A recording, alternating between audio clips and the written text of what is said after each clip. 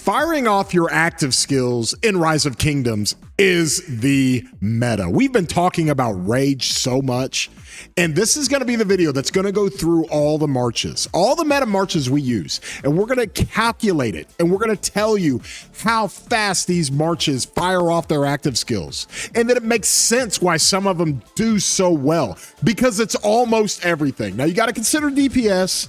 You got to consider a little bit of healing when it comes to your reports and things like that. But firing off your skills, especially this day and age, back and forth fighting, doing all that fun stuff, we need to know how fast everybody's going to fire off. So stick around while we go through it all right now.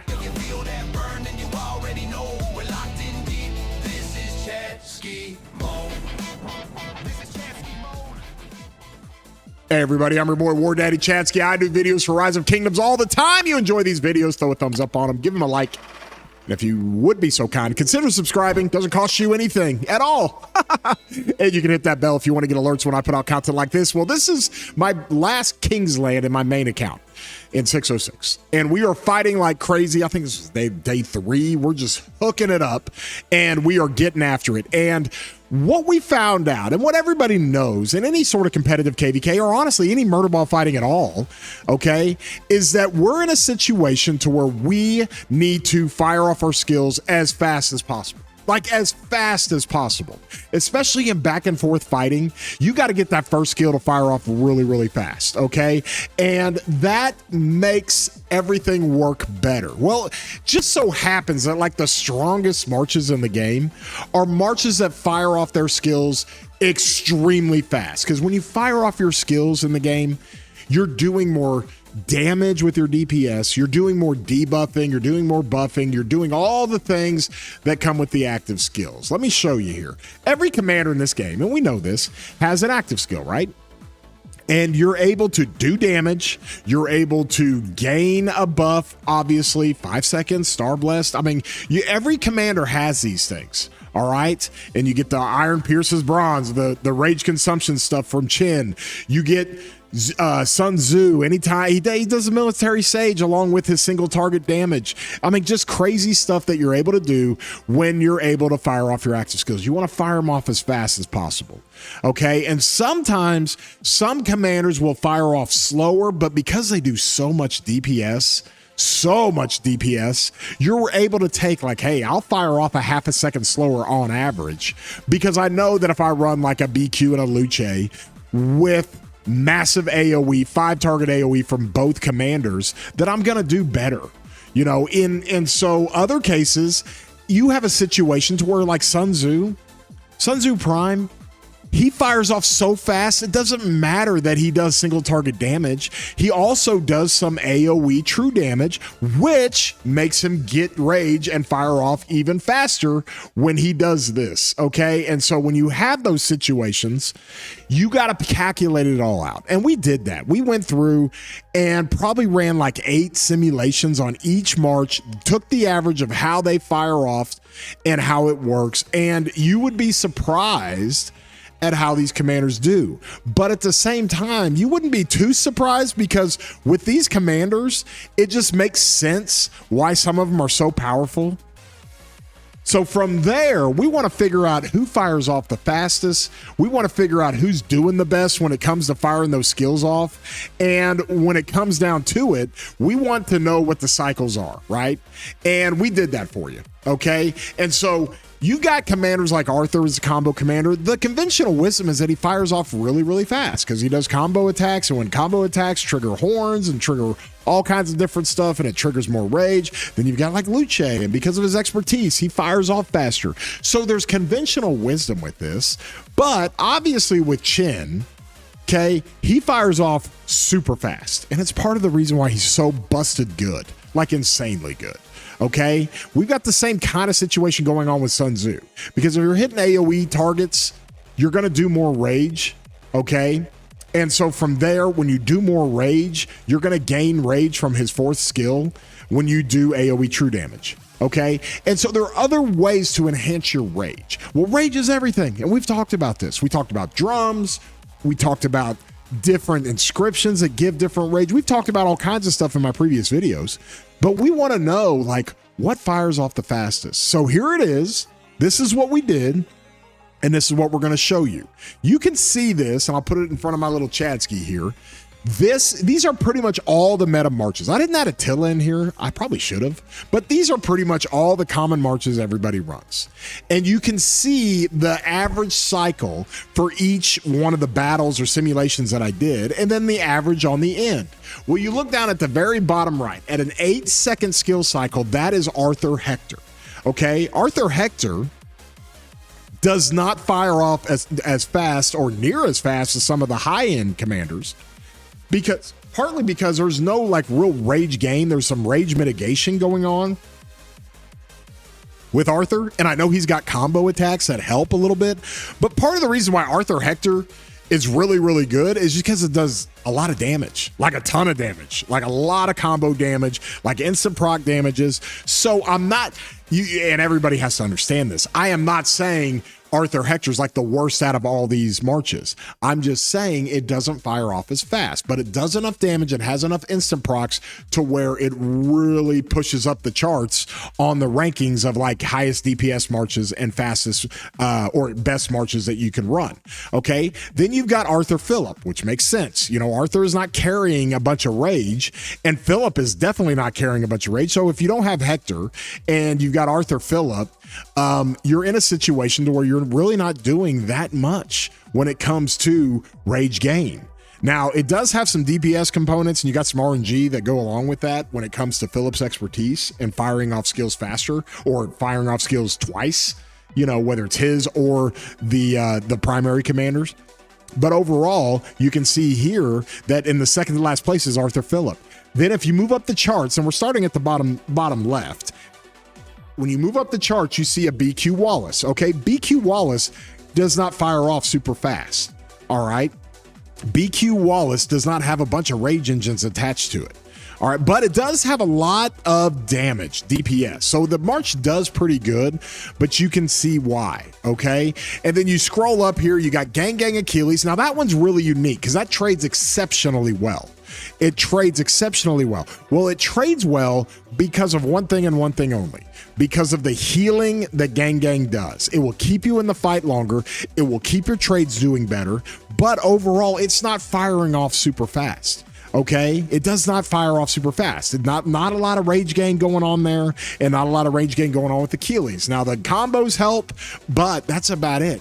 Then you look up, you've got LC and Hector. Now Luce, of course, is going to fire off more than some of these others, like an Arthur Hector. Okay, and let me just go ahead and bring up, because we'll go through this at the bottom here. Okay. In the bottom right, we talked about Arthur and Hector. Then we talked about Arthur and Phillip at 7.9 seconds per cycle.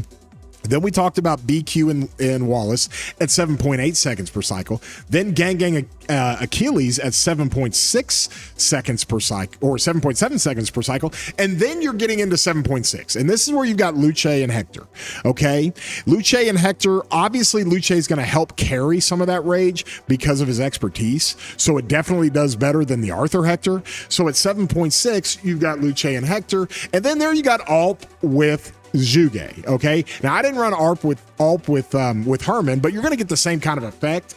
But Herman will be a little bit slower if you're going to run Alp with Herman, because Zhuge does have some range engine components. But 7.6, that's pretty respectable, laying down a lot of damage and really becoming a pretty good march. Now, YSG might be a little bit higher because he's got even more of a rage engine than Zhuge does, but 7.6, right about where your Alp marches are going to be. Okay, then if you look up, you've got Arthur and Achilles. Okay, now the reason why these two work really, really well when it comes to this is because you've got the Arthur procs and you're adding another combo commander behind Arthur, and you're adding that in Achilles, and you're adding that with the Palean Spear, right? And so from there, when you can run up the Palean Spear from its third skill, okay, you're going to fire that off more often. And when you fire that off more often and you're hitting multiple troops, you're doing more combo attacks, you do more rage. So that one is one that actually does pretty well. Then you've got Zhuge and Herman. Okay, Zhuge's got a rage engine. Okay, Herman is able to actually fire some things off a little faster, but you also got the skill tree with Zhuge. It does pretty well at 7.4. Then Now this is where it gets kind of interesting. You're starting to see Verci in these things. Okay. Now, if you look here, you've got Philip all the way down at the bottom with Arthur. Okay. Now, a lot of people are either gonna consider replacing Philip with Vercingetorix or replace Hector with Vercingetorix. Well, Verci with Arthur at the top there, 7.1 seconds, almost a second faster than an Arthur with Hector. And the only problem is that Vercingetorix is not going to do damage, right? He's doing shielding, he's doing buffing, but he's not doing any sort of damage. So when it comes to Arthur, he needs a lot of the things that Verci needs, but the rage that Vercingetorix gives you is really, really potent. Like super potent. Like when we talk about what Vercingetorix does, it's really, really incredible to see how he is able to create the rage and go do the things that he does. And that's what really makes him potent in the field. And so he's going to be a rage engine for anybody, because the more that you do with Vercingetorix, okay, and I'll go ahead and put his skills up here just so we can review just real quick again, okay? And I think we'll come here. Let's see. Got this. Okay. So here's our boy Vercingetorix. You go to his active skill. He does this stuff, but then you see he does the mighty shield that he does, but then also for nearby allied or friendly troops, you get 30% attack. So he's doing buffing and debuffing there, which is fine. Okay. Now you have his stat sticks. And then from there, you also have a situation where he's mitigating rage. Okay. So he's not granting rage. All right. But then his third skill, if this commander troop contains two or at least two different unit types, it deals 25% more damage. And then if it doesn't, if it has one troop type, it takes 20% less damage, more tanky. And then there it is. It gains 10% rage. Okay. When you have rage gain of 10% faster, that's perpetual and that's great. Then his fourth skill. Okay, now this is where it gets really, really interesting. All right, when launching a basic attack, this commander's troop has a 10% chance to grant a mighty shield. Okay, so you're firing off shields left and right, and you have those shields for 3 seconds. Okay, when those shields are absorbed, okay, or when those shields are broken, if you will, or they run out of their damage factor, all right, this commander immediately gains 100 rage. So he literally gains 100 rage on average twice every skill cycle. And that's why that you see this dude with his expertise, you see this dude starting to rank up the charts. So now Arthur has a good range engine with Vercingetorix. I think it's going to be a busted good March, but 7.1 seconds is good. Like, we're cooking now. Now, if you look at the bottom left, you got Achilles with Verci at 7 seconds. All right, same concept, okay, except Achilles is doing more combo attacks because he's 5-target AoE. It's great. And then if you look up there, you got CPO with Luce. Now, that's part of the support tree that CPO has, okay? And this is the part of the Mythbusters that we went into when we talked about this. When you go into the support tree, and I know over here, I went 3 talents on Rejuvenate because you don't care about overraging. You just don't care. So you throw the support tree on there. You throw Undying Fury on there. Then you throw a horn on it, obviously, because all these things are constant. They've all got the same, all the marches have the same things. And then you throw Luce's expertise on top of that. And that's part of the reason why CPO Luce is like so good. It is so good to use. Okay. Then if you look above that, you've got Luce with Verci. Now, Luce and Vercingetorix, and then BQ and Vercingetorix. All right, they're doing the exact same. Now, you got to remember, these are in simulations where it's a slug it out. Obviously, in a back and forth fighting, Luce is going to go faster than BQ. Okay, no matter who you pair him with, Luce, that's Luce's strength, right? When you're doing back and forth fighting, he fires off that expertise more often, which makes your rage go up more often. But if you're in a slug it out fight, okay, BQ really starts to ramp up the rage, really starts to ramp up the different things that he does. But you're just seeing, the point is that Vercingetorix is sitting with Luce and BQ. Okay, so you got to give that a little bit of credit there, as I can kind of enhance this at 6.9 seconds. So they're breaking the 7-second barrier. Then you got a BQ Luce situation going on. Hey, yo, 6.7 seconds. That's why that March is so good. Okay, now we can stop there. Okay, so we can stop there at 6.7 seconds. And the reason why is because now you're going to see a huge mitigation in the time spent between cycles. And it's because of two commanders. And it's the most two potent commanders in the game. One is Sun Tzu Prime, and the other one is Chen. Okay, you can see where Sun Tzu Prime is going to cook this thing with BQ at 5.9 seconds, Luce at 5.9 seconds, and then William Wallace at 5.8 seconds. So they're all about the same. Okay, no matter who you put Sun Tzu with, all right, you're doing AoE damage, AoE true damage, and when you do that AoE true damage, he fires off so freaking fast, y'all, nearly a second better than anything else not named Chen. That's why Sun Tzu is so cracked, all right, and why we get crazy reports with this guy. He fires off so freaking fast, and I love the way that they did his kit because they kind of gave a nod to his legacy, if you will, because you have Sun Tzu, and he has this force skill to where anything that you hit with your AoE, okay, then you gain extra rage. It's incredible, okay? Gain 20 extra rage for every one enemy you hit with fixed true damage. Well, you can hit 2 enemies, so that's just ramping up the rage. Well, you fire this thing off whenever you do smite, so you put a smite commander behind him, especially BQ, he fires this thing off all the friggin' time. Like all the time. Okay, and so from there, that's why he's so potent, guys. And so Sun Tzu is going to carry that load. He's going to transcend the game pretty good, even though he's just single target and the AoE isn't that much damage. It's good damage, but it's not like crazy. But the rage is just so crazy. Doing more rage makes your marches do so much better. That's just the way it is. Now, you can overcome some with DPS. Like you see at the bottom of these lists, like you've got Arthur with Hector. Like it has a ton of DPS, really good DPS. You see a Gang Achilles, it's got a ton of DPS, all right? And when you do that kind of DPS, it overcomes some of the slower rage cycles.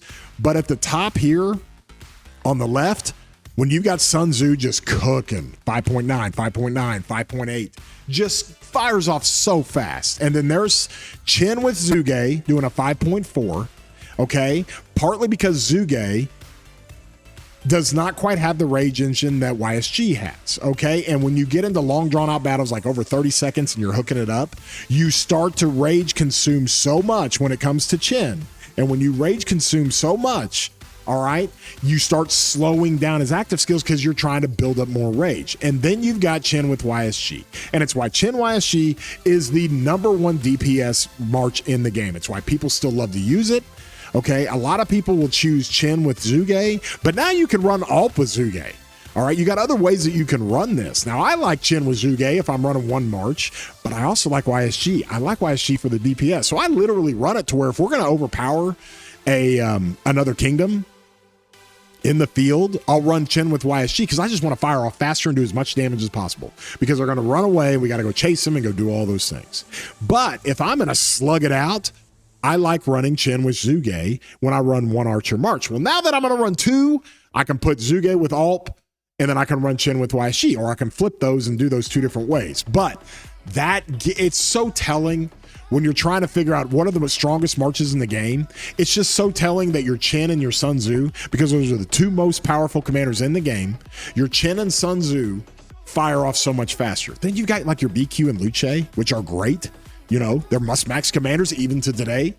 And then you start getting into Achilles, and then you got Arthur. Now, Arthur, you look at that and say, Arthur's always on the right column. He's firing off slower than everybody else, but he just does gobs of damage. He does the combo procs. He does a 3-target AoE.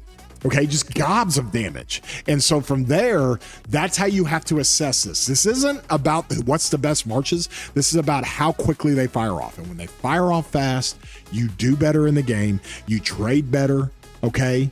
And you help out your teammates more, especially when you're running different buffs. Now, with Vercingetorix, we're going to have to see how this guy works because he's going to make whoever he's with fire off really, really fast. Just look at the BQ on the right with Wallace. And then look at the BQ on the left with Vercingetorix. It's almost a full second faster, okay? And so from there, it's going to be really interesting to see. So a little help to understand the rage. I'll come over here and kind of give you guys the original spreadsheet that I had. All right. And I'll even post this in my Discord. You can join that Discord. My link is in the description. But this actually gives the average out of each simulation of what I did, 30-second battles on each one and how they worked. And it shows you exactly where they're at when it comes to the average time that it takes to fire off their skill cycle in a 30-second battle. And this gives you a really good idea. So without further ado, there's your list right there. And it only makes sense that Sun Tzu and Chen dominate the list. So with that, guys, hope you guys enjoyed this. Throw a like on here. Help us out a little bit. Hope you guys are having some fun, summertime fun and enjoying the World Cup and trying to give you guys content with this. Plus, we got a big KVK coming up. We're going to run all this stuff. We're going to run it into the ground. You guys know how I do it. Be sure to subscribe. Be sure to check out the live streams that I'll do when I fight. And with that, we hope you have a great day, broskies.